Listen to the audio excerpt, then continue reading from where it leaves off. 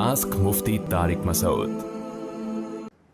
दुआए कुनूत के लिए तकबीर और रफ़उल यदैन का हुक्म। वितर की नमाज में दुआए कुनूत से पहले तकबीर कहने और रफ़उल यदैन का क्या हुक्म है? ये वाजिब है या सुन्नत? मोहम्मद महाराष्ट्र से। दुआए कुनूत से पहले तकबीर कहना सुन्नत अमल है। जो रफ़उल यदैन हम करते हैं वो तकबीर भी सुन्नत और रफ़उल यदैन भी सुन्नत। तो अगर वो छूट जाए तो नमाज हो जाती है।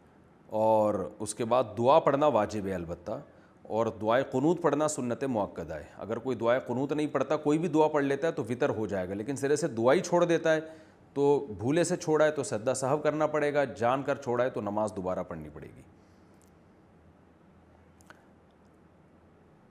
नमाज जनाजा में सलाम से पहले हाथ छोड़ना। नमाज जनाजा में सलाम से फेरने से पहले हाथ छोड़ना कैसा है? हाफिज़ तारिक जायज़ है, कोई हरज नहीं है इसमें, क्योंकि नमाज ख़त्म हो गई।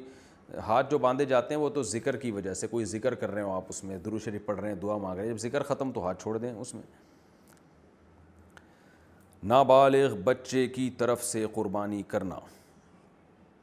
नाबालिग बच्चों की तरफ से क़ुरबानी के जानवर में हिस्सा डालना कैसा है? मोहम्मद नासिर अमरीका से। नाबालिग बच्चे की तरफ से क़ुरबानी में हिस्सा डालेंगे तो वो असल में बड़ों ही की तरफ से होता है, बच्चे की क़ुरबानी नहीं होती, तो वो बड़े ही की तरफ से है, तो सिर्फ़ उसको खुश करने के लिए उसका नाम दे दिया जाता है। लेकिन अगर प्रॉपर बच्चे की तरफ से है तो ये फिर ठीक नहीं है।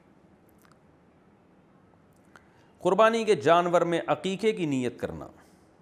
क्या क़ुरबानी के जानवर में अकीक़े की नीयत कर सकते हैं जबकि हिस्सा अलग रखा हो?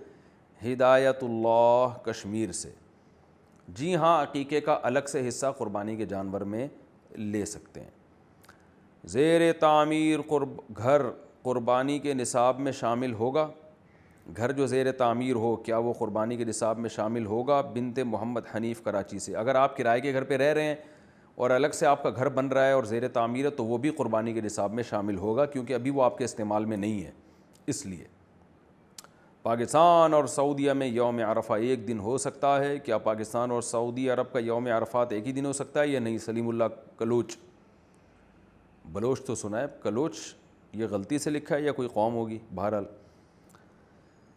तो सऊदी अरब और पाकिस्तान का यौम अरफ़ा एक ही दिन इस तरह से हो सकता है कि दोनों में ईद उल अज़हा का चाँद एक ही दिन नज़र आए, और अगर एक ही दिन नज़र नहीं आ रहा तो अमूमन सऊदी अरब में एक दिन पहले होता है, हमारे यहाँ एक दिन बाद। तो जब उनका अरफ़ा होगा तो एक दिन पहले होगा, हमारा एक दिन बाद होगा, तो उसी दिन हमने अपने हिसाब से रोज़ा रखना है। आस्क मुफ्ती तारिक मसूद।